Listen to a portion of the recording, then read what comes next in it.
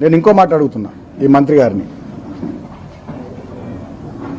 చెన్నూరులో 18 వార్డులకు మీకు 11 వార్డులు కాంగ్రెస్ పార్టీకి అవకాశం ఇచ్చారు ప్రజలు. మేము అక్కడే వేలు పెట్టలే, డిస్టర్బ్ చేయలేం కదా. నేనే స్టేట్మెంట్ ఇచ్చిన ప్రజా తీర్పును గౌరవిస్తున్నామని.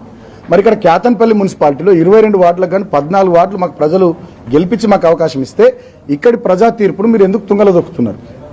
ఎందుకు పట్టపగలే ప్రజాస్వామ్యాన్ని హత్య చేసే ప్రయత్నం చేస్తున్నారు? ఇవాళ ఈ మంత్రి రాష్ట్ర ప్రజలకు, చెన్నూరు నియోజకవర్గ ప్రజలకు సమాధానం చెప్పాల్సినటువంటి అవసరం ఉంది.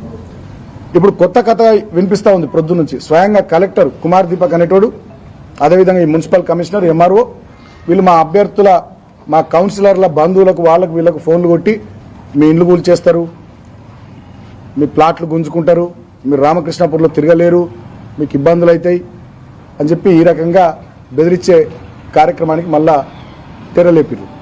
అంటే భద్రాచలం ఎపిసోడ్ నుంచి మొదలుకొని ఇవాల్టి బాల్క సుమన్ మీద కేసు పెట్టి జైలుకు పంపించే కుట్ర దాకా ప్రతి సందర్భంలో ఏదో రకంగా ఈ క్యాతన్పల్లి మున్సిపాలిటీని కైవసం చేసుకోవాలనేటటువంటి పిచ్చి ఆలోచన తప్ప ఇంకోటి కాదు.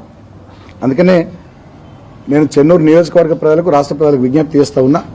వీళ్ళ చేతిలో అధికారం ఉందని చెప్పి, వీళ్ళ చేతిలో పోలీసులు ఉన్నారని చెప్పి వీళ్ళు చేస్తున్నటువంటి దుర్మార్గాలను, వీళ్ళు చేస్తున్నటువంటి దౌర్జన్యాలను అందరూ కూడా గమనించాలని నేను కోరుతా ఉన్నా.